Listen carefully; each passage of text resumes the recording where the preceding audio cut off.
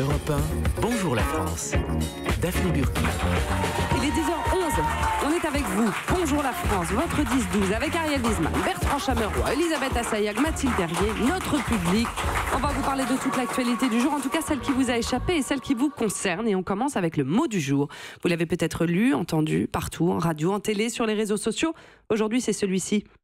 C'est donc l'effroi qui a saisi le quartier de la gare Saint-Charles à Marseille. Un homme muni d'un couteau a attaqué 2 personnes sur le parvis de la gare Saint-Charles à Marseille. La première victime est assise sur un banc, parvis de la gare Marseille-Saint-Charles, lorsqu'elle est poignardée par l'assaillant. Daesh a donc revendiqué hier soir l'attaque de Marseille. Le groupe État islamique n'aura donc attendu que quelques heures pour revendiquer l'attaque au couteau d'hier, gare Saint-Charles à Marseille. Ariel, vous revenez ce matin sur l'attaque au couteau qui a eu lieu à la gare Saint-Charles de Marseille hier et qui a coûté la vie à 2 personnes, un attentat qui a été revendiqué par l'État islamique. Oui, c'est une gare de brassage dans une belle ville dure à la pauvreté, meurtrie par des îlots de gangstérisme, mais où tout le monde se reconnaît dans la bonne mère, où l'on est marseillais avant tout, dans l'odeur des grands larges et le tumulte napolitain.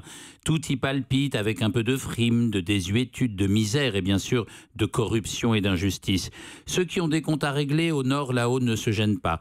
Mais le terrorisme n'avait pas vraiment fait irruption dans cette étrange ville avant le 24 octobre 2015, avec ce déséquilibré, oui, il semble que ce terme sonnant comme du France Dimanche des années 50 soit la couverture pudique de bien des mots qu'on peine à nommer à haute voix, ce déséquilibré donc qui s'était attaqué à un juif en kippa, un déséquilibré et un juif coiffé d'une kippa. Non mais quelle rencontre fortuite, semblait alors dire la prudence éditoriale de plus en plus pesante dans ce pays.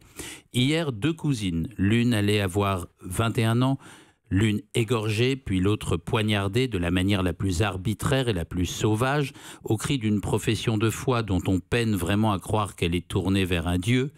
Un nobody, 30 ans, mâle, sans papier, islamiste radicalisé, dirait-on, comme pour parler d'une maladie épidémique.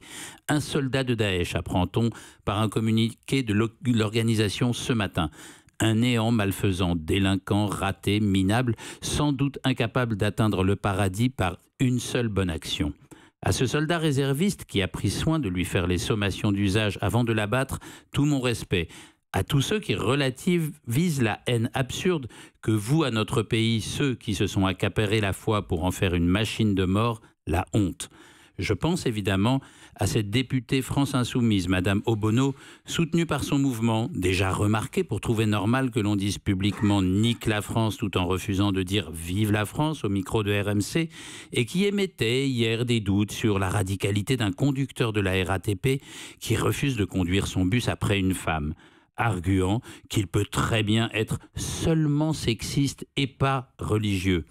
La force de déni pétrie de lâcheté et de complaisance, le honteux manque de lucidité, le clientélisme crasse, réfugié derrière l'argument des mauvais amalgames et la justification de tout au nom de l'altérité mal comprise, tout ça trouvera une fin violente si cette bouillie intellectuelle continue à s'étaler partout.